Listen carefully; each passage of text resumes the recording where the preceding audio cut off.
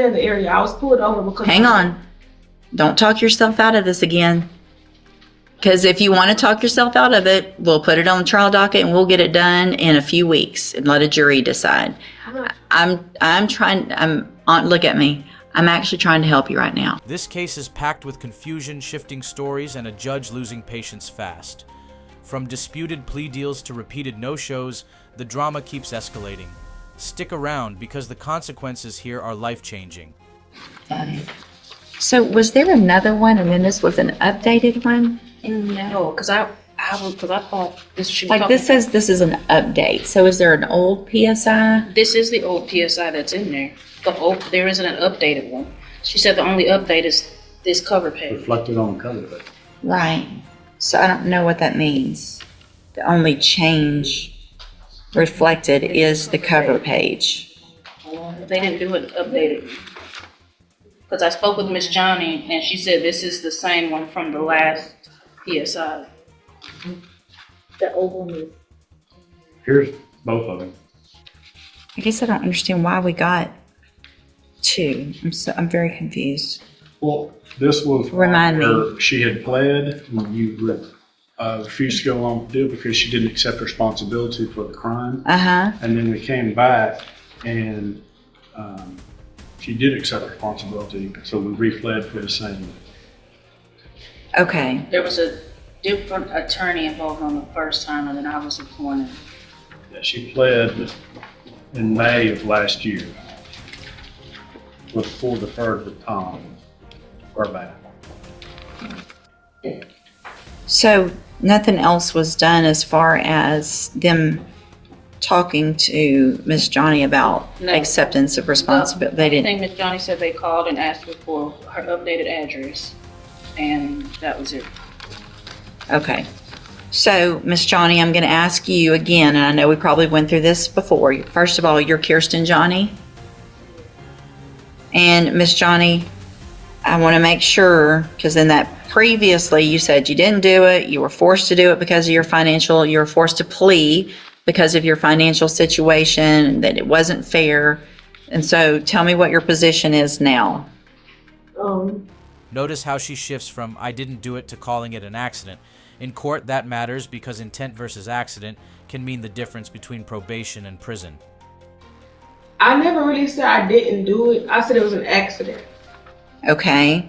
I still feel the same way a little bit. All right. I'm not gonna say I do feel the same way. Now I understand, but you're not disagreeing that you didn't. I said it was an accident. Somebody grabbing you by your foot. That's like somebody accident hit you in the back of your head. You're gonna have something that's normal.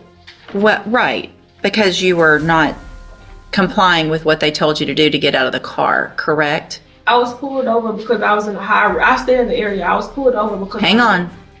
Don't talk yourself out of this again. Because if you want to talk yourself out of it, we'll put it on the trial docket and we'll get it done in a few weeks and let a jury decide. Look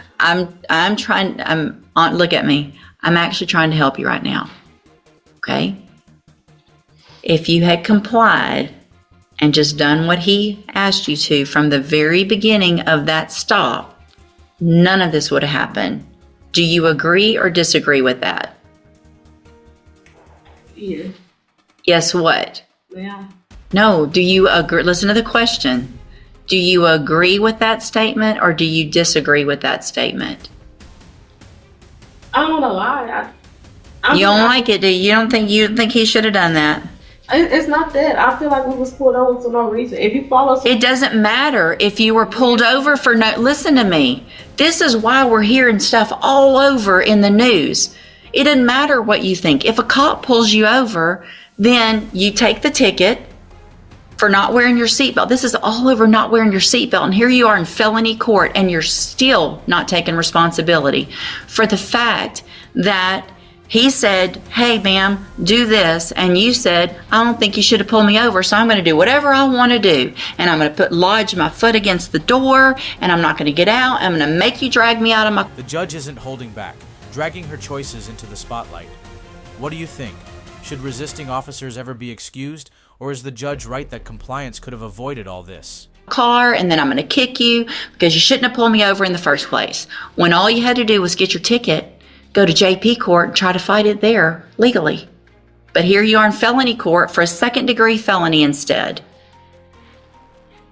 So do you want to try to tell that story to a jury, or do you want to accept some responsibility today? I don't feel like going to. You don't feel like going to trial. Well, there's two parts to that question. Do you feel like accepting responsibility? Do you think it would be a better idea next time you're pulled over to comply and just do what they ask you to? Yes. And Your Honor, just for the record, Miss Johnny did review the video with me in my office, so she is aware of what all transpired. She saw it. And do you have any reason to believe she shouldn't be pleading to this from what you saw? I do not. So, the ruling: 4 years probation, a $500 fine, and a lifeline.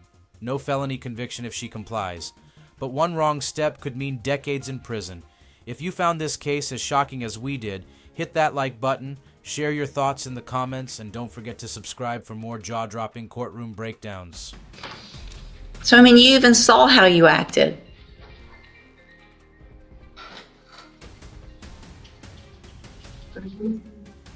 It's probably a good idea. All right. I'm going to find that you previously entered your plea of guilty freely and voluntarily. I'm going to find sufficient evidence to find you guilty. I'm going to follow the agreement that you made with the district attorney. I hope you prove me wrong on this, because I really have some concerns that you're going to be able to be successful, because you're not taking responsibility and you're not wanting to follow directions and things like that. And you're about to have 4 years of having to follow directions on probation. So I'm going to defer all proceedings for 4 years. You're ordered to pay a $500 fine. You're ordered to follow all of the rules and conditions of probation. If you do that, this is a great opportunity today, because you are not a convicted felon. You don't have that conviction on your record. And if you successfully complete it, follow all of the rules, you will never have a felony conviction. At the end of your probation, the case will actually be dismissed. The other side to that, though, and this is really important for you to understand, because we've had this conversation now so many times, I'm not likely to forget you. And you can ask anybody, and Ms. Holmes has known me for a long time. It's not usually good when I remember people, right? So if you violate your probation, you'll get brought back into court. You could be found guilty, which means you become a convicted felon, and I can sentence you to prison anywhere in the range of punishment, which is up to 20 years in prison for this. Do you understand? Yeah. All right, I'm handing you the trial court certification that shows this was an agreement that I followed, so you've waived your right to appeal. You need to have a seat here in the courtroom. Probation will go over your paperwork as soon as they're ready. Okay, and you said that I'm not considered a conviction felon, but I was told that even though you say that, it's still going to be on my record. So the arrest is on your record. The arrest will always be on your record. But so if you're asked a question on filling out an application for a job or something, if it says, have you been convicted of a felony? The answer is no. But if it says, have you ever been charged with a felony, or are you on probation for a felony, you are going to have to say yes to that. But the conviction part is still better than nothing, not having that conviction, right? Yes. Okay, have a seat in the courtroom. Watch for probation to call you up. Well, I'm just going to go back to Gonzalez for a minute. When did she actually get picked up, I wonder? Thursday. This is to quash a warrant, right? That's correct. And that is what Ms. Gonzalez is asking, right? Well, she just got put on the calendar for that purpose. It's been served, so It's been served. like I said, so Ms. Gonzalez is asking that the warrant be quashed or it should be PR'd. Right. Okay, I just want to make sure I understand what we're being asked here. Well, and I want to make sure I don't think, Shadowing the city's position. I think the city's position is likely, Warrant's been served, the issues conditions of release, but she has to discharge. That's how I think the city's position is probably the court's position. But I want to see if we can get a hold of Ms. Gonzalez, Ms. St. Marie. It's just her office number and all of those things. All right, so we got to put Ms. Gonzalez on next week. Ms. Gonzalez, can you hear me? Yes. Yeah, I'm not sure if your attorney has been notified or not. I know you left a message. Well, Mr. Fleck, right now, how many times have we issued warrants on this? 3 times? 21, Yeah. I don't have my file here, but I feel while we also tried not to issue warrants, thinking, well, she's just around the corner. She'll be here next week or 2 weeks, and we just sent her a note. And I think whatever the warrant amount is. 1, 2, 3, 4 warrants in 2024 then this is number 5. So Ms. Gonzalez, we're not going to change the bail right now, but we are going to put you back on the calendar for next week. A week from today is the 10th. You think you're going to be able to? Yes. For a moment.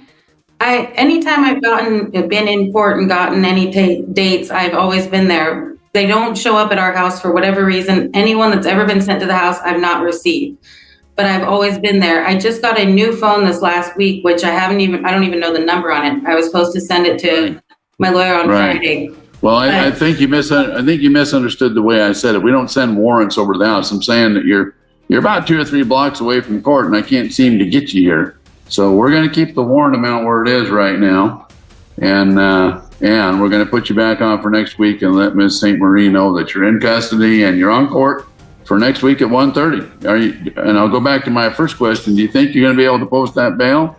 I cannot post that bail. And right now, the main reason is the old guy that I take care of, he's already been home the last 4 days alone. And I've tried to get people to check on him, but I don't know if anyone has even managed to. But he has the first bail right now, but this last week, his card got compromised. He thought he would try some online casino thing, and he did Bitcoin. He canceled his card, and we have no access to his account. Your Honor, I think I have reason to suspect that someone has been in contact with the gentleman she's concerned about. I think that Ms. Gonzalez, there was that gentleman posted $1,000 bail that got forfeited last week because she was not here, and that was after an attempt to when she was supposed to be here on the 30th of December. She didn't show. I think we bounced that around a few times because we didn't want to, and then his bail got forfeited on the 24th, which would have been last Monday, if I'm right. Right. And so I think that we can just keep her on next week, and we can talk about why the bail isn't what I think it should be next week. Do you think it should be higher? I jeopardized the place I live too, because I work off my rent. No, I understand, Ms. Gonzalez, but for some reason, I'm unable to get you to court on time. Well, the last time there was a power outage and they rescheduled, but I didn't know that they rescheduled. It was canceled my last court date due to the power outage. I know. Well, we're not going to change the bail today. We're going to see you next week at 1:30. If you can post the bail, you need to be here in person. You don't have any Zoom privileges. You just have to get over here. Could you lower the bail or something? Because I could lose the place I live if I can't get out to take care of him. Well, I honestly, that is not my responsibility. My responsibility is to get you to court on time, and that has proven to be trying to part the Red Sea. We'll see you next week. We'll try to see you next week at 1:30 in custody or out. But you got to be here in person. Most of it. See you next week. Mailed it to the wrong house though, and that was proven. Oh, no. You've lived at file always since I've been here, and I can't get you to court. But they've been sending it with me. You want to keep arguing with me, or do you want to be here next week at 1:30? That's an yes or no question. You'll be here next week at 1:30. No more arguing. Please. I can't take it. See you next week.